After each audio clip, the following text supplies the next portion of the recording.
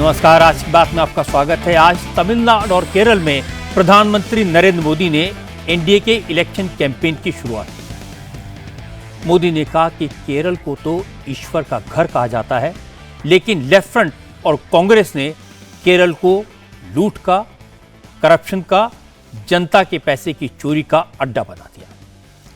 इन लोगों ने मंदिर को तो छोड़िए, भगवान को भी नहीं छोड़ा। भगवान की मूर्तियों का सोना तक चुरा लिया। इसलिए अब केरल से एलडीएफ और यूडीएफ की विदाई जरूरी है। भगवान की मूर्तियों से सोना चुराने वालों को जेल भेजने का वक्त आ गया है। मोदी ने कहा कि तमिलनाडु में यही हाल है। खुद को तमिल संस्कृति का रक्षक बताने वाली डीएमके भी वोट बैंक को खुश करने के चक्कर में भगवान मुरुगन के मंदिर में दीप प्रज्वलन का विरोध कर रही है। न्यायपालिका को कटघरे में खड़ा करती है। तमिल कल्चर के विरोधियों को भी अब सत्ता में रहने का हक नहीं है। मोदी ने तमिलनाडु और केरल दोनों राज्यों में सनातन की बात की। दोनों जगह करप्शन का मुद्दा उठाया। दोनों राज्यों में सरकार बनाने का दावा किया। लेकिन सवाल यह है कि केरल और तमिलनाडु में बीजेपी का बेस ज्यादा मजबूत नहीं है। बीजेपी दोनों राज्यों में तीसरे चौथे नंबर की पार्टी है। इसके बाद भी मोदी के कॉन्फिडेंस का राज क्या है? दोनों राज्यों में बीजेपी की रणनीति क्या होगी? आज नरेंद्र मोदी की रैलियों में मंच पर जो नेता दिखाई दिए, उससे भविष्य की राजनीति को लेकर क्या संकेत मिले? मोदी ने डीएमके को सीएमसी और कांग्रेस को एमएमसी क्यों कहा? इसका मतलब क्या है? यह सब आपको बताऊंगा आज की बात में। शुरुआत करते हैं तमिलनाडु की सियासत से। नरेंद्र मोदी की रैली में चेन्नई से करीब 100 किलोमीटर दूर चेंगलपेट में भारी भीड़ दिखाई दी। इस रैली में जुटी भीड़ को देखकर साउथ की सियासत के बड़े बड़े जानकार भी हैरान हो गए। दावा किया गया कि मोदी की रैली में 5 लाख से ज्यादा लोग पहुंचे। लोगों की संख्या और पब्लिक का जोश देखकर मोदी भी आश्चर्यचकित थे। उन्होंने मंच पर पहुंचते ही इतने भारी सपोर्ट के लिए सिर झुकाकर लोगों को धन्यवाद कहा। नोट करने वाली बात यह थी कि मोदी के साथ मंच पर एआईएडीएमके समेत उन सभी 10 पार्टियों के नेता मौजूद थे जो एनडीए का हिस्सा हैं। कॉमर्स मिनिस्टर पीयूष गोयल पिछले 3 दिन से चेन्नई में हैं और इस दौरान उन्होंने तमिलनाडु में एनडीए के कुनबे को बढ़ाने की जो कोशिश की, उसका असर आज मोदी की रैली में दिखाई दिया। कुछ ही दिन पहले फिर से एनडीए में शामिल हुए एआईएडीएमके के पलनीस्वामी, एआईएमएमके टीटीवी दिनाकरन, पीएमके के नेता अंबुमणि रामदोस, तमिल मानिल कांग्रेस के जीके वासन भी मोदी के साथ मंच पर दिखाई दिए। मोदी ने कहा कि तमिलनाडु के हर वर्ग और हर इलाके के नेता एनडीए के साथ हैं। एनडीए ही तमिलनाडु की आकांक्षाओं का प्रतिनिधित्व कर रहा है। इसका असर चुनाव में दिखाई देगा। इस बार परिवारवादी और भ्रष्टाचारी लोगों की हार होगी। मोदी ने कहा कि तमिलनाडु में डीएमके के नेता सनातन को गाली देते हैं, लेकिन खुद तमिल संस्कृति के घोर विरोधी हैं। वोट बैंक के चक्कर में मंदिर में दीप जलाने का विरोध करते हैं। इसे तमिलनाडु के लोग कभी बर्दाश्त नहीं करेंगे। मोदी ने कहा कि बीजेपी और एनडीए सरकार ने हमेशा भक्तों की भावनाओं का, तमिलनाडु की सांस्कृतिक परंपराओं का और धार्मिक अधिकारों का सम्मान किया है। इसलिए उन्हें पूरा भरोसा है कि इस बार तमिलनाडु के लोग एनडीए के साथ खड़े होंगे। हम सिर्फ तमिल संस्कृति की बात नहीं करते, हम उसकी रक्षा के लिए संकल्प भाव से काम भी करते हैं। अभी कुछ दिनों पहले जब भगवान मुरुगन के दीप को लेकर एक विवाद खड़ा किया गया, तो हमारे नेताओं ने भक्तों के अधिकारों के लिए आवाज उठाने का काम किया। लेकिन डीएमके और इनके साथियों ने वोट बैंक को खुश करने के लिए कोई तक को नहीं छोड़ा।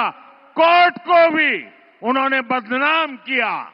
डीएमके तमिलनाडु की संस्कृति, सब तमिलनाडु की संस्कृति की अगर कोई सबसे बड़ी दुश्मन है तो वो डीएमके हैं। कांग्रेस और डीएमके वालों ने जलीकट्टू को भी बैन करके भी आप सभी लोगों का अपमान किया था। ये एनडीए की सरकार है जिसने जलीकट्टू के लिए लीगल रास्ते निकालकर यहां की विरासत का सम्मान किया। तमिलनाडु का हर नौजवान अपनी परंपरा को सेलिब्रेट कर सके, एनडीए सरकार हर तरह से आपके साथ है। इसके बाद प्रधानमंत्री मोदी ने करप्शन का इशू उठाया, डीएमके को नया नाम दिया। मोदी ने कहा कि तमिलनाडु के लोग अब डीएमके को सीएमसी कहने लगे हैं। सीएमसी का फुल फॉर्म क्या है, यह भी मोदी ने बताया। वादे ढेर सारे किए लेकिन काम जीरो रहा। डीएमके सरकार को अब लोग सीएमसी सरकार कह रहे हैं। सीएमसी सरकार यानी करप्शन, माफिया और क्राइम को बढ़ावा देने वाली सरकार। तमिलनाडु की जनता अब डीएमके और सीएमसी दोनों को उखाड़ फेंकने का मन बना चुकी है। यहां बीजेपी एनडीए की डबल इंजन सरकार बनना तय है। डीएमके में आगे बढ़ना है तो उसके पास सिर्फ 3 या 4 रूट्स हैं। Dynasty root, corruption root, abuse women root, abuse our culture root.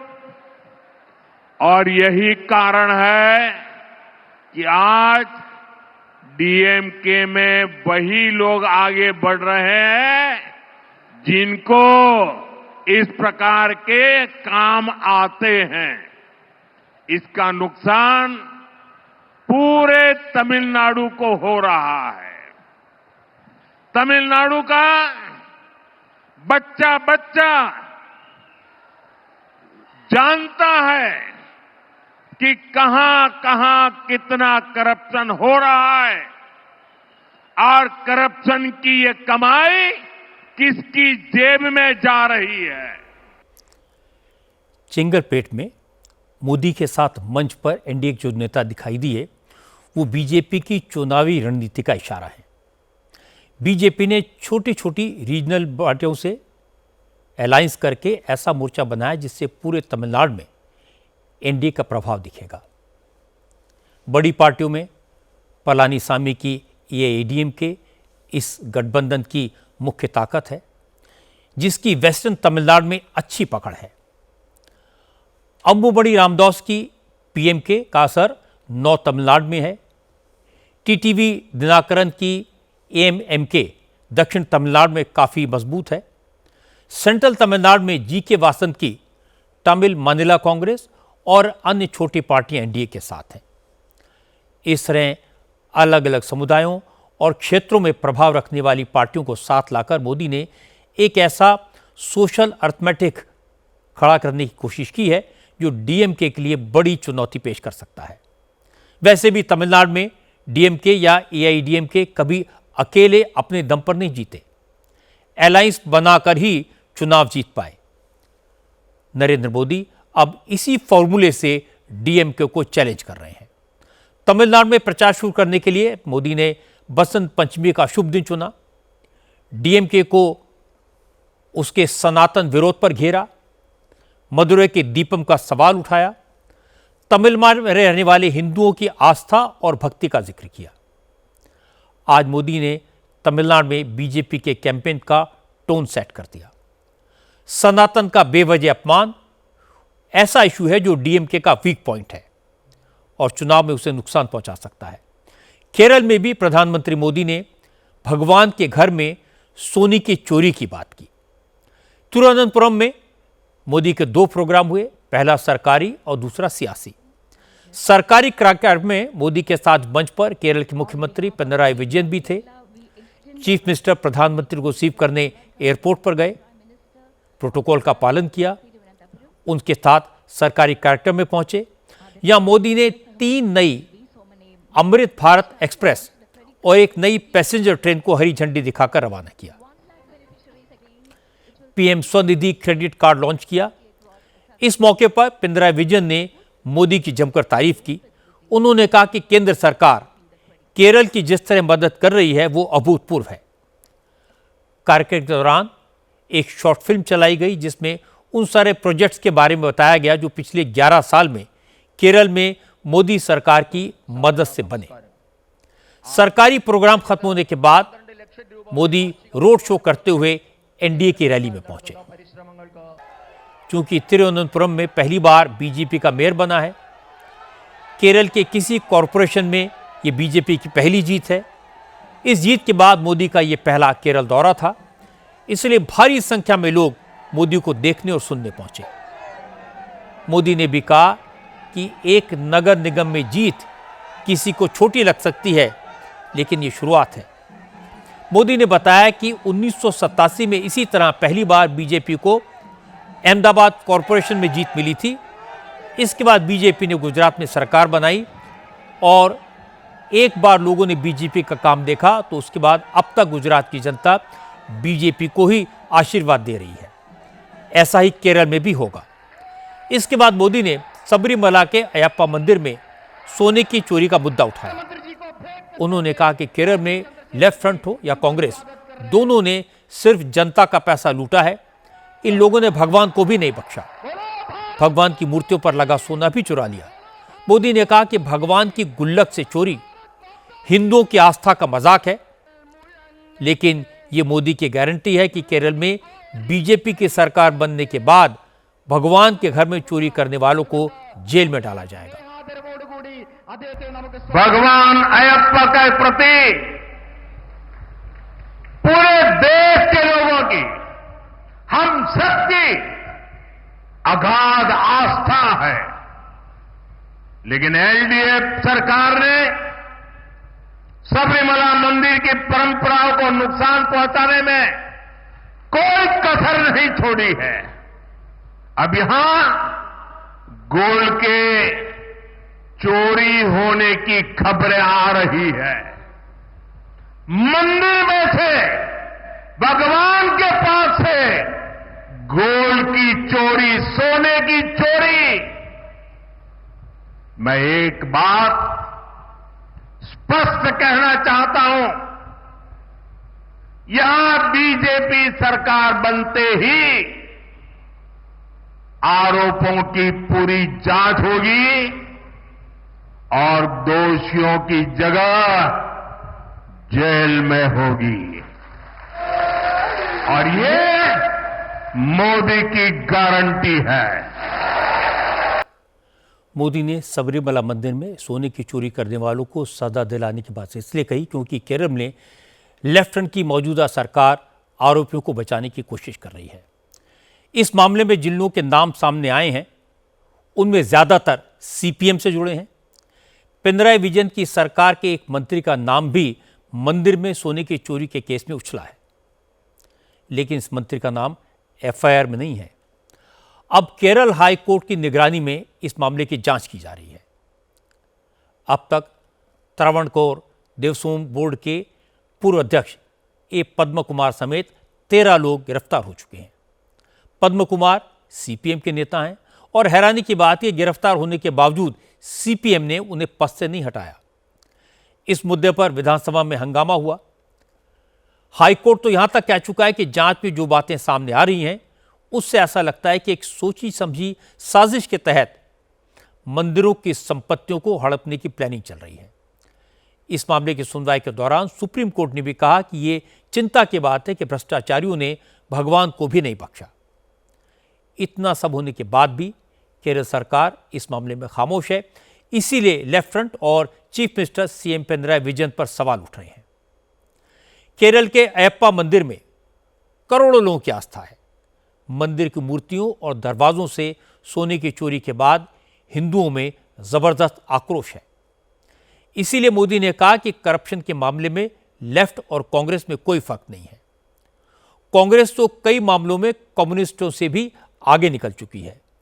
इसीलिए वो कांग्रेस को आईएनसी के बजाय एमएमसी कहते हैं। मैं आपको कांग्रेस से भी सावधान करने आया हूं। कांग्रेस के पास विकास का कोई एजेंडा नहीं है।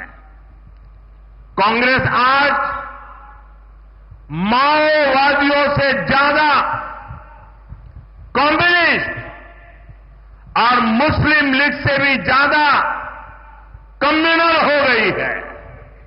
इसलिए देश में आज कांग्रेस को एमएमसी यानी मुस्लिम लीगी माओवादी कांग्रेस कहा जा रहा है। इसलिए आपको कांग्रेस से भी बहुत सतर्क रहना है। ये मुस्लिम लीगी माओवादी कांग्रेस के लोग केरला को अपनी लैब बना रहे हैं। कांग्रेस यहां केरला में भी कट्टरपंथियों को बढ़ावा दे रही है।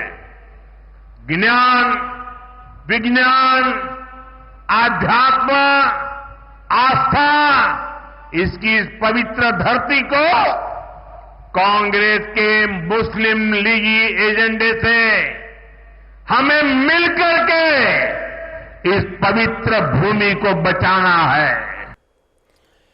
जिस समय प्रधानमंत्री मोदी केरल में कांग्रेस पर निशाना साध रहे थे, उसी समय दिल्ली में केरल कांग्रेस के नेताओं की मीटिंग हो रही थी। मल्लिकार्जुन खड़गे और राहुल गांधी के साथ हुई यह बैठक काफी महत्वपूर्ण थी। केरल कांग्रेस के सभी बड़े नेता के.सी. वेणुगोपाल, रमेश चन्नीसला, के सुरेश और के सुधाकरन समेत पार्टी के दूसरे दिग्गज इस मीटिंग में मौजूद थे, लेकिन शशि थरूर गैर हाजिर। थरूर उस वक्त मोदी के साथ तिरुवनंतपुरम में थे। हालांकि बाद में शशि थरूर ने इस पर सफाई दी, कहा कि तिरुवनंतपुरम से सांसद होने के नाते प्रधानमंत्री मोदी के सरकारी कार्यक्रम में मौजूद रहना उनके लिए जरूरी था। इसीलिए वो दिल्ली में हुई केरल कांग्रेस की मीटिंग में शामिल नहीं हो पाए और इसकी एडवांस जानकारी उन्होंने पार्टी को दे दी थी। ये सही है कि तिरुवनंतपुरम में बीजेपी का मेयर बना है, इससे पार्टी के कार्यकर्ता उत्साहित हैं, लेकिन केरल में लेफ्ट की जड़ें बहुत गहरी हैं। कांग्रेस भी यहां काफी मजबूत है। संघ ने ग्रासरूट लेवल पर केरल में बहुत काम किया है। हर जिले में बीजेपी का झंडा पहुंचा है, लेकिन वहां बीजेपी अकेले अपने दम पर एलडीएफ और यूडीएफ का मुकाबला कर पाएगी, यह कहना बहुत मुश्किल है। यह बात बीजेपी भी समझती है। इसीलिए बीजेपी केरल में छोटी छोटी पार्टियों को साथ ले रही है। यह आज मोदी के कार्यक्रम में दिखाई दिया। दो छोटी पार्टियों के लीडर मंच पर थे, जिन्हें नेशनल लेवल पर कोई नहीं जानता, लेकिन केरल के कई पॉकेट्स में इनका अच्छा खासा प्रभाव है। एक कंपनी है कीटेक्स। ये बच्चों के कपड़े बनाने वाली देश की सबसे बड़ी कंपनी है। इसके ओनर साबू जेकब ने लेफ्ट फ्रंट की सरकार से परेशान होकर खुद अपनी पार्टी बनाई। नाम है 2020। अब 2020 पार्टी बीजेपी के साथ मिलकर केरल में चुनाव लड़ेगी। इसी तरह केरल के बड़े ओबीसी नेता हैं तुषार वेल्लापल्ली। उनकी पार्टी का नाम है बीडीजेएस। इस पार्टी के साथ भी बीजेपी ने अलायंस किया है। केरल में बीजेपी की रणनीति है छोटी छोटी पार्टियों को साथ लेकर केरल में एलडीएफ और यूडीएफ के खिलाफ एक मजबूत मोर्चा खड़ा किया जाए। आज बसंत पंचमी है। पूरे देश में बड़े उत्साह से बसंतोत्सव मनाया गया। मां सरस्वती की पूजा अर्चना हुई, लेकिन उज्जैन से बुरी खबर आई। उज्जैन के तराना में आज हिंसा हुई, पत्थर चले, आगजनी हुई। हालांकि उज्जैन में वीएचपी के एक नेता पर हमले के बाद से टेंशन थी और ये टेंशन कल से दिखाई दे रही थी। प्रशासन ने इलाके में दफा 163 लागू कर दी थी, फोर्स भी तैनात थी, लेकिन अचानक तराना में एक बस में आग लग गई। उसके बाद हंगामा शुरू हो गया। मुस्लिम बस्ती के लोगों ने हिंदुओं की कॉलोनी पर हमला कर दिया। मजहबी नारे लगा रही दंगाइयों की भीड़ ने हिंदुओं के घरों पर पत्थरबाजी की, तोड़फोड़ की, गलियों में खड़ी गाड़ियों को आग लगा दी। हमला करने वालों ने चेहरों पर नकाब लगा रखे थे, इसलिए लोकल लोगों ने पहचान नहीं पाए। हमला अचानक हुआ, इसलिए पहले तो लोगों को समझ नहीं आया कि क्या हुआ, लेकिन कुछ देर के बाद हिंदू भी लाठी डंडे लेकर घरों से बाहर निकल आए। टकराव की सिचुएशन बन गई। अच्छी बात यह रही कि पुलिस बल वक्त पर पहुंच गया। पुलिस को देखकर दंगाई तो भाग गए। पुलिस ने हिंदू बस्ती के लोगों को भी शांत करके वापस घरों में भेजा।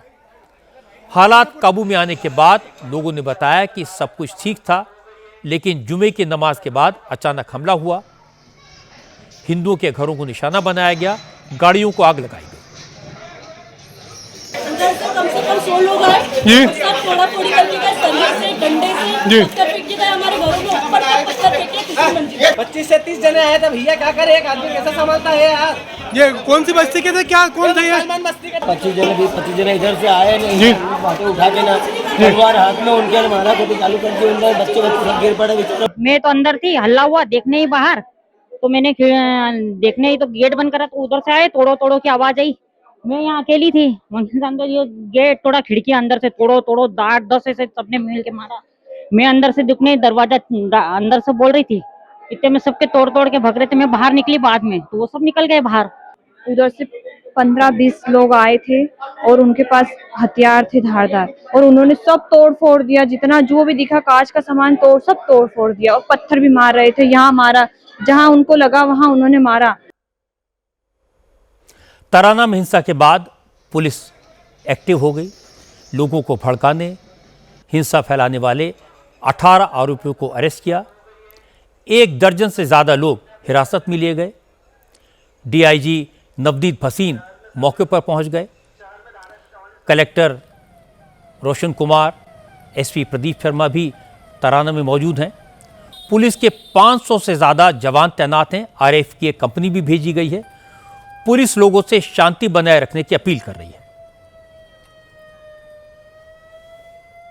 दो पक्षों के बीच में विवाद था, जिसमें कल एफआईआर हत्या के प्रयास की गई थी और 6 के 6 आरोपियों को रात में ही गिरफ्तार कर लिया गया था। इसके बाद सुबह दोनों पक्षों से बातचीत कर ली गई थी। कुछ उपद्रवियों के दौरान एक बस स्टैंड से करीब 200 मीटर दूर खड़ी हुई एक बस में आग लगाई गई, जिसको तत्काल वहां मौजूद फोर्स ने बुझा भी दिया और उनको खदेड़ भी दी गया। इसके बाद अफवाहों को कंट्रोल करने के लिए हमने सोशल मीडिया को भी मॉनिटर किया। अभी हमारे द्वारा पूरे इलाके में फ्लैग मार्च किया गया, रूट मार्च किया गया। पूरी तरह से शांति व्यवस्था कायम है। हर चौराहे पर पुलिस बल डिप्लॉयड है और सीसीटीवी और ड्रोन्स के माध्यम से भी नजर रखी जा रही है। ऐसे 11 संदिग्धों को हमने हिरासत में भी लिया है। उनमें से एक लावारिस खड़ी हुई बस को, जो बस स्टैंड से करीब 200 मीटर की दूर पे थे, उसमें आगजनी की गई। उज्जैन के तराना में कल वीएचपी के लोकल लीडर सोहेल ठाकुर पर हमला हुआ था। सोहेल ठाकुर गौ तस्करी के खिलाफ मुहिम चलाता है। उसने कई गौ तस्करों को पकड़वाया, गायों से भरी गाड़ियों को सीज करवाया, लव जिहाद के कई मामलों में शिकायत की। इसलिए कल करीब 15 लोगों ने सोहेल ठाकुर पर जानलेवा हमला किया। सोहेल पर हमले के बाद वीएचपी और बजरंग दल के लोग सड़कों पर उतर आए, कुछ गाड़ियों में तोड़फोड़ की। इसके बाद पुलिस हरकत में आई। पुलिस ने सोहेल ठाकुर पर हमले के केस में 4 लोगों को गिरफ्तार किया। सम्मान मिर्जा, ईशान मिर्जा, शादाब उर्फ इडली मिर्जा, सलमान, रिजवान और नावेद को अरेस्ट किया गया। पुलिस के एक्शन से तराना इलाके के मुसलमानों में नाराजगी थी, इसलिए आज इस इलाके के हिंदुओं के घरों को निशाना बनाया गया। हॉस्पिटल में भर्ती सोहेल ठाकुर ने बताया कि कल उनकी हत्या करने के इरादे से उन पर हमला किया गया था। अगर उसका भाई वक्त पर ना पहुंचता तो उसका बचना मुश्किल था। संग्रहालय के बाहर होटले पर बैठा हुआ था, तो वहां पर 10-15 लड़के आए, मुस्लिम लड़के। उन्होंने मेरे डायरेक्ट आके राड़ की माथे में दी, जिससे मेरे को चक्कर आए, मैं बेहोश हुआ। फिर मेरे भाई जी ने थोड़े 2-4 आए, उनके पास में हथियार, चाकू वाकू वगैरह भी थे। तो मेरे भाई आए, उनको देख के वो भगे वहां से। फिर उसके बाद में उन्होंने मेरे को इसलिए मारा क्योंकि पहले मैंने लव जिहाद के केस वेस थोड़े पकड़े हुए थे और कल बसंत पंचमी का कार्यक्रम था, इस कारण मेरे को पहले से मेरे को टारगेट में कर रहे थे और मारने की प्लानिंग उनकी बहुत पहले से मेरे को बनाई गई थी। उज्जैन चीफ मिनिस्टर मोहन यादव का इलाका है, उनका होम टाउन है, इसलिए उज्जैन में हिंसा की खबर के बाद मोहन यादव ने कहा कि महाकाल की नगरी में जिसने भी शांति भंग की है वो बच नहीं पाएगा। ऐसा है कि लगातार हमारी सरकार सुशासन के लिए जानी जाती है, जहां व्यवस्थाओं में कई ढिलाई होती है हम कड़ाई से पेश आते। मुझे इस बात का संतोष है, मध्य प्रदेश शांति का टापू है और यहाँ हम किसी प्रकार की कोई संभावनाओं पे कोई राज्य की शांति भंग करेगा, हम कठोरता से निपटने में सक्षम भी। उज्जैन में जो कुछ हुआ वो एक सोची समझी साजिश है। वीएसपी के लोकल लीडर पर हमला इसलिए हुआ क्योंकि उसने गायों से भरी गाड़ियों को सीज करवाया था। उस पर हमला करने वाले कौन थे वो सबके सामने है। जब पुलिस ने हमलावरों को गिरफ्तार किया तो इलाके के हिंदुओं के घरों को निशाना बनाया गया। कुल मिलाकर जो हुआ वो दुर्भाग्यपूर्ण है, अनफॉर्चुनेट है। गो तस्करी को रोकना कोई गलत काम नहीं है और चूंकि ये मामले लोगों की भावनाओं से जुड़े हैं इसलिए दोनों तरफ के लोगों को बातचीत करके समझा बुझाकर रास्ता निकालना चाहिए। उज्जैन में आज गड़बड़ की कोशिश हुई लेकिन धार में आज पूरी तरह शांति रही। धार की बोधशाला में आज बसंत पंचमी की रौनक भी दिखाई दी और जुमे की नमाज भी हुई। धार में आज हिंदू और मुस्लिम दोनों पक्षों ने संयम दिखाया। प्रशासन ने जबरदस्त सुरक्षा के इंतजाम किए और प्रशासन की देखरेख में सूर्योदय से लेकर सूर्यास्त तक मां वाग देवी की अखंड पूजा हुई।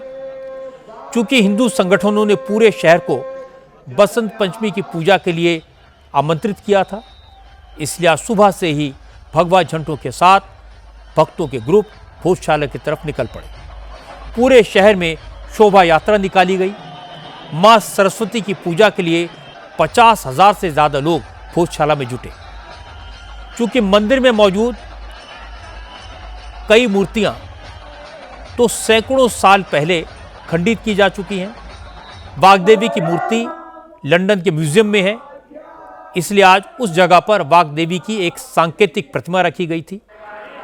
मां वाग्देवी का फूलों से श्रृंगार किया गया और इसके बाद भोजशाला में मां वाग्देवी की आरती हुई, हवन किया गया। हजारों भक्तों ने पूर्णाहुति में हिस्सा लिया। क्योंकि सुप्रीम कोर्ट ने दिन में 1 बजे से 3 बजे तक सीमित संख्या में लोगों को जुमे के नमाज के लिए अलग से जगह देने का आदेश दिया था, इसलिए प्रशासन की टीम पूरी सुरक्षा के साथ मुस्लिम भाइयों को नमाज के लिए भोजशाला लेकर पहुंची। एक सेपरेट एरिया में नमाज अदा कराई गई, वहां किसी तरह का कोई विवाद नहीं हुआ। मुस्लिम समुदाय को माननीय सर्वोच्च न्यायालय के निर्देशानुसार उसकी जो गाइडलाइन थी उसके तहत परिसर के अंदर ही एक स्थान नियत करके दिया गया, जिसकी उनको जानकारी, लिखित में जानकारी, नक्शा सहित जानकारी उनको प्रदाय की गई। दोनों पक्षों को पूरी जानकारी प्रदाय की गई। आज 1 बजे से 3 बजे के मध्य उस नियत स्थान पे शांतिपूर्वक और निर्विघ्न, जैसा हमने कल भी बताया था, नमाज अदा की गई। अभी तक पूरी कार्रवाई और पूरा जिला, पूरा शहर में सभी चीजें, शांति व्यवस्था, पूरा लोक व्यवस्था बहुत सुचारू रूप से है। अभी भी हमारी कड़ी निगरानी है। हम एक चीज पे निगरानी रख रहे हैं और जो भी कानून व्यवस्था को हाथ में लेने का प्रयास करेगा उस पर हम कड़ी कार्रवाई करेंगे। मां वाग्देवी की अखंड पूजा के बाद भक्तों ने खुशी जताई। राजा भोज उत्सव समिति के कन्वीनर अनिल जैन ने कहा कि उन्हें पूरा भरोसा है कि वाग्देवी के आशीर्वाद से जल्दी भोजशाला का विवाद भी खत्म होगा। ये पवित्र जगह एक बार फिर हिंदुओं की आस्था का केंद्र बनेगी। समिति का आह्वान था कि हमारी अखंड पूजा होगी, उस पर सुप्रीम कोर्ट ने कल मोहर लगा दी है कि अखंड पूजा होगी, इसलिए उत्साह तो है। साथ ही एक और खुशी की बात है कि जो हाई कोर्ट में यहाँ की केस पेंडिंग था, जिसपे सुप्रीम कोर्ट ने स्टे दे रखा था, वो भी सुप्रीम कोर्ट ने कल स्टे हटा दिया है और सर्वे की रिपोर्ट सार्वजनिक की जाए और हिंदू समाज के लिए मतलब हाई कोर्ट अतिशीघ्र फैसला करे। वो फैसला आने से पहले हमने 2011 में लंदन में हमारी जो मां वाग्देवी है उसके लिए भी हमने केस लड़ा। सुब्रमण्यम स्वामी को लेके आया था 2011 में, उन्होंने अवलोकन किया और अवलोकन के बाद उन्होंने हमारी तरफ से केस लड़ा। लंदन सरकार मूर्ति देने को तैयार है माँ वाग देवी की। शर्त यह थी कि पूजा करने के लिए देगी, और पूजा तभी होगी जब मंदिर बनेगा। तो हमारे को लगता है कि हाई कोर्ट अतिशीघ्र निर्णय करेगा। और जो सर्वे रिपोर्ट है जिसके अंदर 1500 चिन्हित ऐसे गए हैं कि ये मंदिर है, कई तरह की मूर्तियां हैं जो सब ढकी हुई अंदर पड़ी है, तो मेरे को लगता है कि हमारा मंदिर अतिशीघ्र बनेगा। मां वाग्देवी की अखंड पूजा में विश्व हिंदू परिषद के नेता आलोक कुमार भी शामिल हुए। आलोक कुमार ने कहा कि इस बार तो सुप्रीम कोर्ट के आदेश से हिंदू यहां अखंड पूजा कर पाए, लेकिन उन्हें पूरा विश्वास है कि 2034 तक भोजशाला में वाग्देवी का भव्य मंदिर बन जाएगा। इसके पहले जब सरस्वती पूजा के दिन शुक्रवार पड़ता था तो दोपहर से 1 से 3 बजे के बीच में दर्शन रोक दिए जाते थे। कल सुप्रीम कोर्ट ने अनुमति दी है, पूजा अखंड रहेगी, बीच में टूटेगी नहीं। हिंदू समाज को एक बड़ा अधिकार मिला है, इसलिए सब संतों के साथ मैं भी उस 1 से 3 के बीच में जब पूजा रोकी जाती थी, दर्शन और पूजन करने जा रहा हूं। 2034 तक राम जी जैसा अयोध्या का भव्य मंदिर यहां भी बनाएंगे। देश की सरकार देश की संवेदनाएं समझती है। हम प्रधानमंत्री जी से कहेंगे कि लंदन के संग्रहालय से मूर्ति वापस मंगाकर यहां प्राण प्रतिष्ठित हो। धार के मामले में सुप्रीम कोर्ट का फैसला सही साबित हुआ। पूजा भी हो गई और नमाज भी अदा हो गई। किसी को कोई परेशानी नहीं हुई, तकरार नहीं हुई। टकराव के हर मामले में इसी तरह से रास्ता निकाला जाए तो बेहतर होगा। अब बात पाकिस्तान की।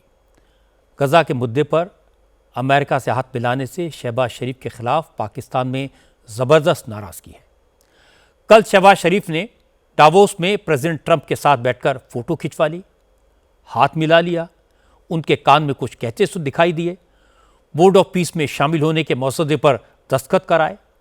लेकिन शहबाज शरीफ डावोस से पाकिस्तान लौटते इससे पहले ही मुल्ला मौलवियों और विरोधी दलों के नेताओं ने शहबाज शरीफ और आसिम मुनीर दोनों पर हमला बोल दिया। सब इल्जाम लगा रहे हैं कि शहबाज शरीफ और जनरल मुनीर ने मुल्क को ट्रंप के पास गिरवी रख दिया है। पाकिस्तान की फॉरेन पॉलिसी इजराइल के हवाले करती है। इस्लाम की बड़ी बड़ी बातें करने वाले जनरल मुनीर ने फिलिस्तीनियों के हक से कॉम्प्रोमाइज कर लिया। पाकिस्तान के इस्लामिक संगठनों का कहना है कि पाकिस्तान की आवाम और हुक्मरान हमेशा से फिलिस्तीनियों के साथ खड़े रहे हैं।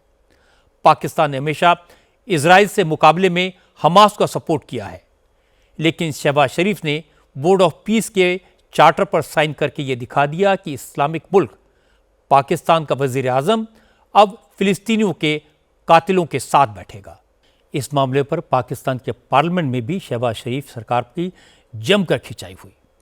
विपक्ष के नेता मौलाना फजल रहमान ने कहा कि शहबाज शरीफ और जनरल आसिम मुनीर ट्रंप की खुशाबंद में इस कदर लगे हुए हैं कि उन्होंने इस्लाम के उसूलों को भुला दिया। वो ट्रंप की चापलूसी करके पाप कर रहे हैं। पाकिस्तान के लोग इसे कभी माफ नहीं करेंगे। जब इस्राइल वजूद में आया तो उसके पहले सदर ने जो पहला खारजा पॉलिसी स्टेटमेंट दिया, उस पे उसने कहा कि हमारी खारजा पॉलिसी की असास एक नौज़ायदा इस्लामी मुल्क का खात्मा होगा। सो उनके अज़ाइम उसकी पैदाइश के दिन से आपके खिलाफ वाज़े हैं। आपने उनको नाजायज मगरब का नाजायज बच्चा कहा। उसने कहा मेरा सियासी जिंदगी का आगाज इस मकसद के लिए होगा कि उस नौज़ायदा मुल्क का खात्मा करूं।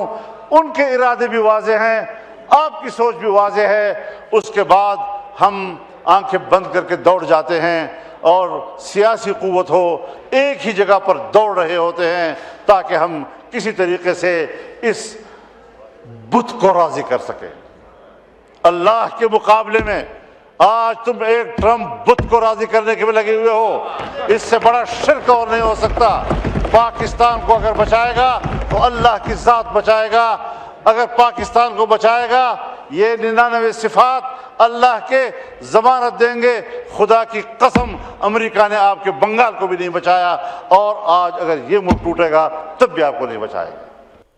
इस मुद्दे पर इमरान खान की पार्टी ने भी शहबाज शरीफ पर ज़बरदस्त हमला किया। पीटीआई के नेताओं ने कहा कि शहबाज शरीफ ने न आवाम के जज्बात का ख्याल रखा, न पाकिस्तान की इज्जत के बारे में कुछ सोचा, पूरा मुल्क ट्रंप के सामने गिरवी रखा है। इमरान खान के एडवाइज़र शहरयार अफरीदी ने कहा कि शहबाज मुनीर की जोड़ी ने बोर्ड ऑफ पीस पर दस्तखत करके मुल्क की इज्जत मिट्टी में मिला दी।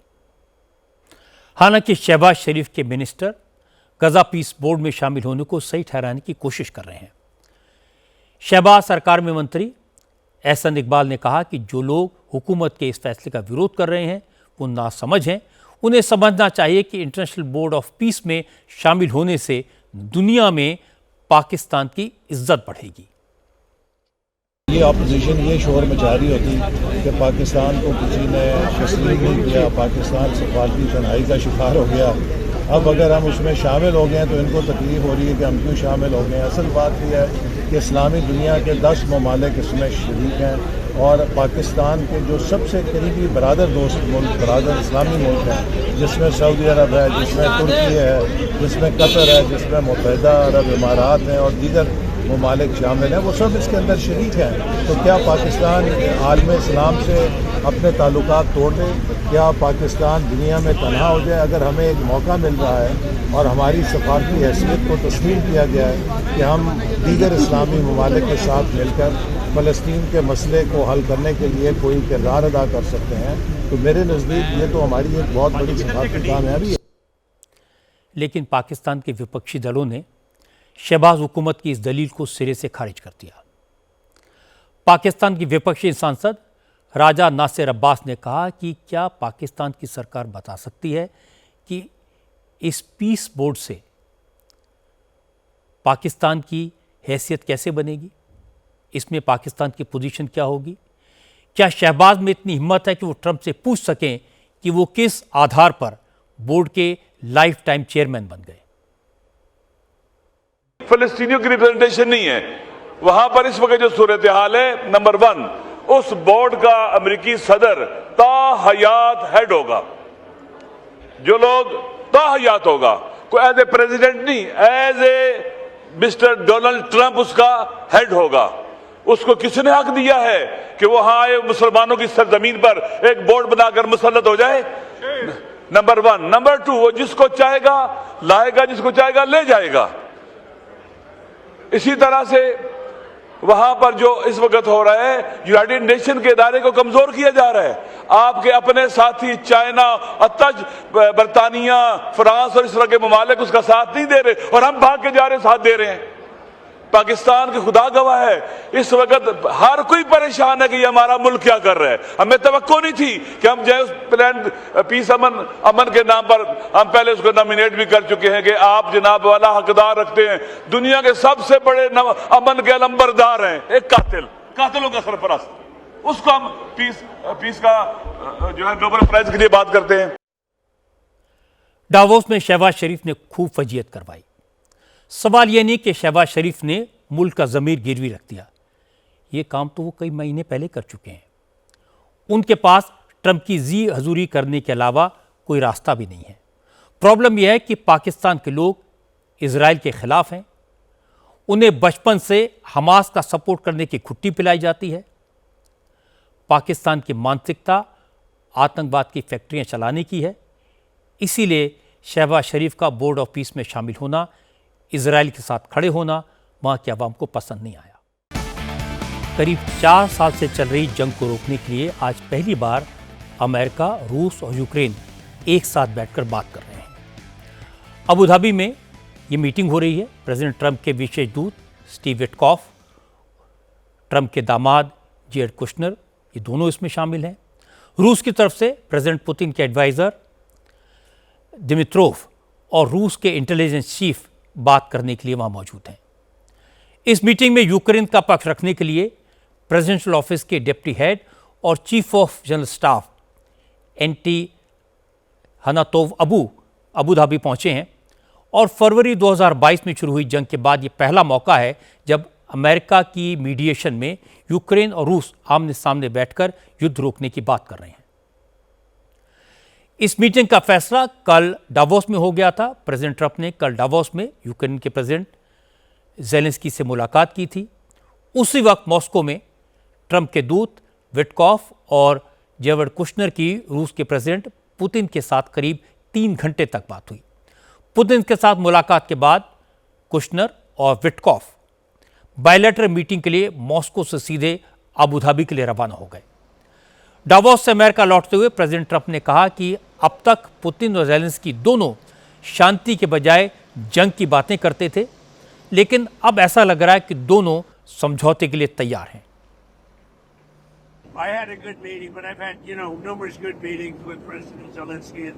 मेरी कई नेताओं के साथ अच्छी बैठकें हुई हैं। प्रेसिडेंट ज़ेलेंस्की के साथ भी मीटिंग हुई, लेकिन अब तक ऐसा लग रहा था कि इन बैठकों का कोई नतीजा नहीं निकल रहा। अजीब बात है कि मैंने 35 साल पुराना एक युद्ध एक दिन में रुकवा दिया, 32 साल पुरानी जंग को 2 दिनों में खत्म कराया। दुनिया के दूसरे इलाकों में भी मैंने युद्ध रुकवाए, ज्यादा से ज्यादा मुझे युद्ध रुकवाने में 4 दिन लगते थे, लेकिन यूक्रेन की जंग तो चलती ही जा रही है और शायद ये बड़ा पेचीदा मसला है। वो दोनों रियायतें देंगे, हर पक्ष समझौते के लिए कुछ न कुछ पीछे हट रहा है। यूरोप भी इस डील का हिस्सा होगा, वो इसमें शामिल होंगे। लोगों की जान जाने के सिवा हमारा इससे कोई खास ताल्लुक नहीं है, फिर भी हम यूरोप के लिए ये डील कर रहे हैं, क्योंकि हम तो इससे हजारों मील दूर हैं। बीच में समंदर है, लेकिन हम ही हैं जो इस युद्ध को रुकवा सकते हैं। मुझे लगता है कि पुतिन पूरे यूक्रेन पर कब्जा करना चाहते थे, शायद वो अब भी चाहते हैं, लेकिन उनको ज्यादा कामयाबी नहीं मिल रही है। आज प्रेसिडेंट ज़ेलेंस्की से भी हमारी अच्छी बैठक हुई।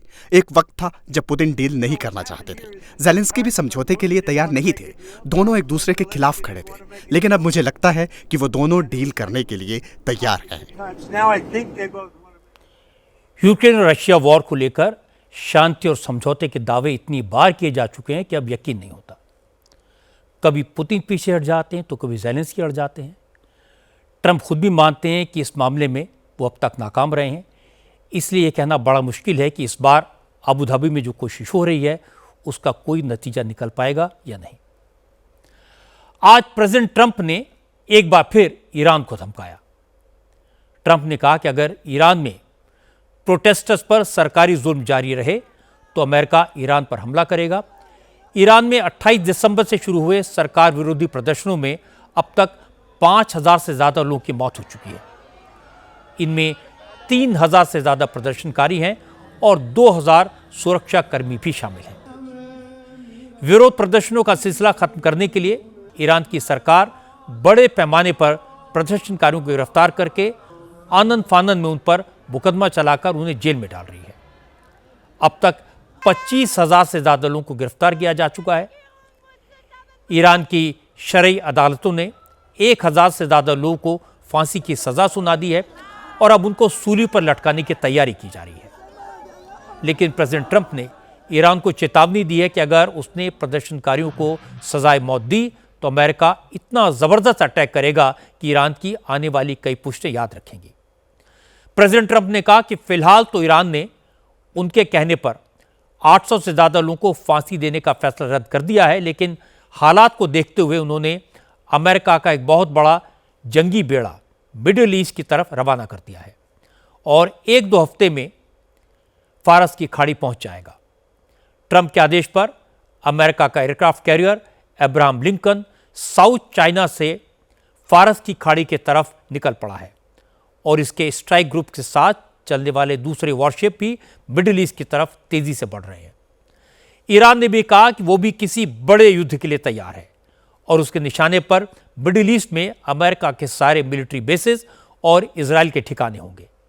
लेकिन ट्रंप का कहना है कि उनकी टीम ईरान के हालात पर नजर बनाए हुए है। फिलहाल चूंकि ईरान ने फांसी देने का फैसला टाल दिया है, इसलिए ईरान पर तुरंत कार्रवाई करने की जरूरत नहीं है, लेकिन अगर गड़बड़ हुई तो ईरान अंजाम भुगतने के लिए तैयार रहे।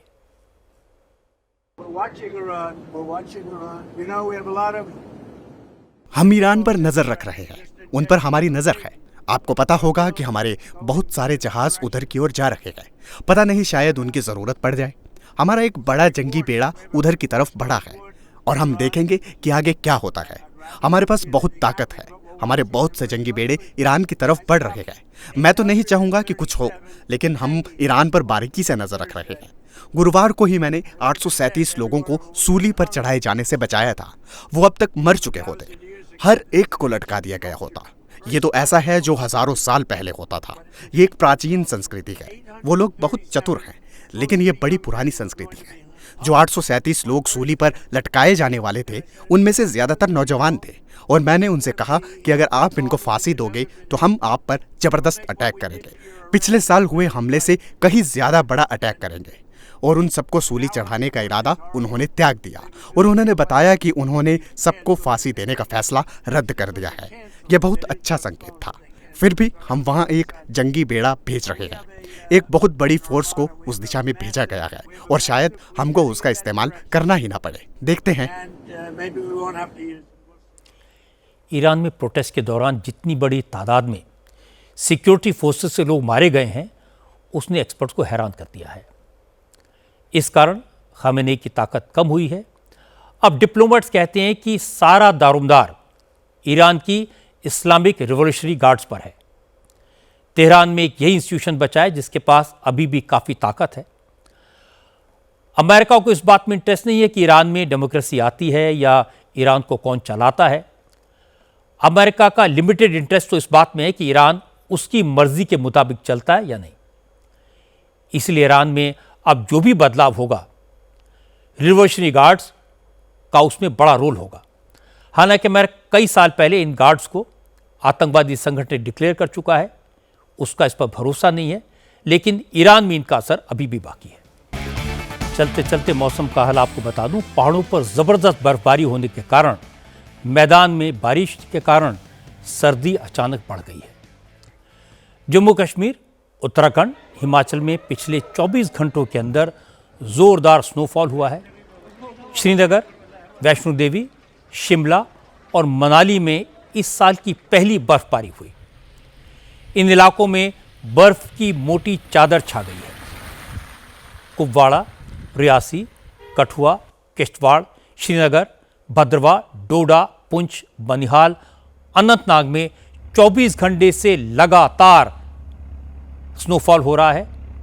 स्नोफॉल से टूरिस्ट तो खुश हैं, लेकिन कई जगहों पर लोगों को मुश्किलात का सामना करना पड़ रहा है। मेंढर में 70 लोग बर्फ के बीच में फंस गए। कृष्णा घाटी में 30 लोग और उधमपुर के बसंतगढ़ में 12 लोगों को भारी मशक्कत के बाद रेस्क्यू किया जा सका। वैष्णो देवी में सीजन की पहली बर्फबारी के बाद तारकोटे और बाणगंगा रूट से यात्रा को अस्थायी तौर पर रोकना पड़ा।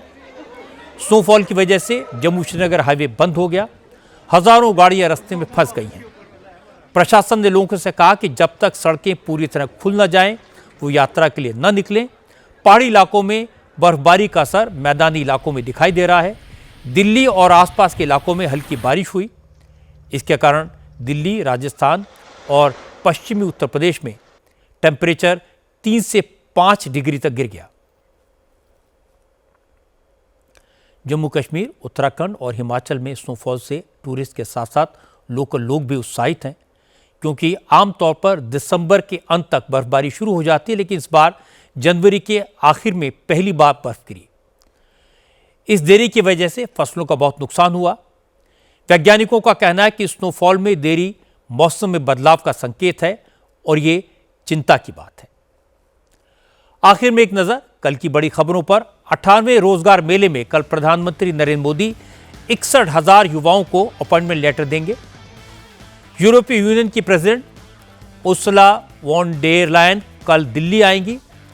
एक बड़ी डील पर साइन हो सकते हैं। कल उत्तर प्रदेश का स्थापना दिवस है। अमित शाह यूपी के दौरे पर जाएंगे।